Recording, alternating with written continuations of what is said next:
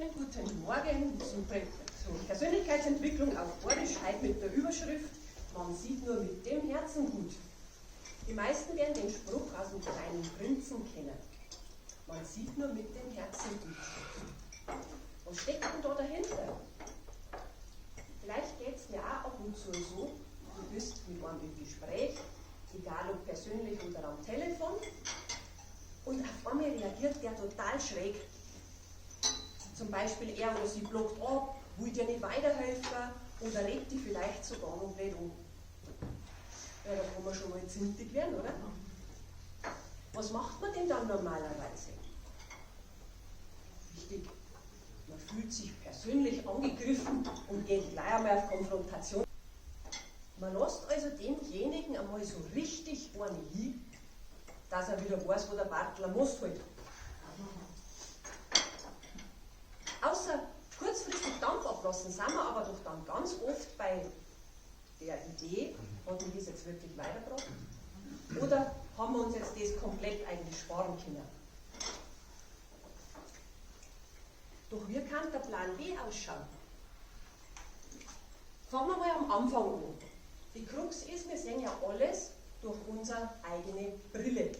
Diese Brille entsteht durch gemachte Erfahrungen, die entsteht auch aus der Situation heraus, aus der wir uns gerade befinden. Und die Brille hat auch ganz dunkelrote Knöpfe. Und wenn mein Gegenüber das unbewusst druckt, ja, dann zerreißt es mich. Wer sagt denn aber, hey, wie hast denn du das jetzt gerade gemeint? Nein, da wird vermutet, das hat der garantiert so gemeint.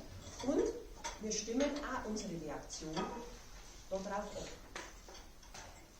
Nur mal angenommen, der hätte das ganz anders gemeint. Regst dich du dann nicht völlig umsonst auf?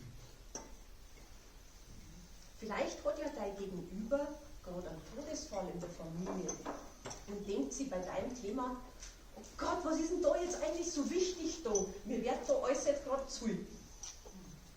Und schon kann sie doch für ein bisschen Verständnis haben für diese vermeintliche schräge Reaktion, oder?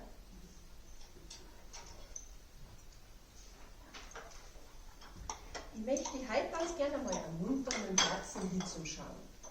Also steig nicht gleich drauf ein, wenn dir jemand schräg kommt. Egal, was denjenigen zu seiner Reaktion gebracht hat, richte doch lieber den Blick auf das hin, wie komme ich jetzt weiter? Und da kann ich Folgendes empfehlen, da ausreichend getestet. Wer noch freundlicher? Gnadenlos freundlich. Und wenn es pressiert, sogar noch ein bisschen sierslert. Hey, das Gegenüber kann er überhaupt nicht aus, der muss einen Schritt vom Gas runtergehen. Ja? Und zack, schon bist du einen großen Schritt in die Richtung unterwegs, wo du eigentlich hin willst. Du siehst nichts, muss eskalieren. Das kann jetzt der schräge Sound vom Pubertier daheim sein, das kann von einem Geschäftspartner sein, aus dem Backoffice, von irgendeinem Dienstleister, vom Lebenspartner, egal. Überhäuf den mit Freundlichkeit. Das nächste Gespräch dieser Art kommt bestimmt. Schau mal mit dem Herzen hier und probier es aus. Ich wünsche dir viel Spaß dabei.